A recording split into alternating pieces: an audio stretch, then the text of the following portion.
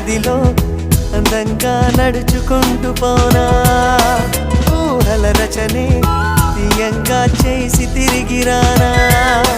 వెన్నెల పొడిని నీ చంపలకి రాసి చూడనా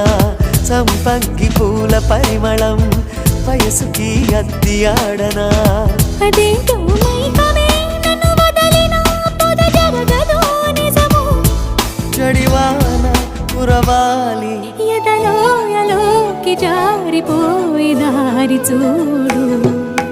ప్రతిదినం నీ దర్శనం మరి దొరకునా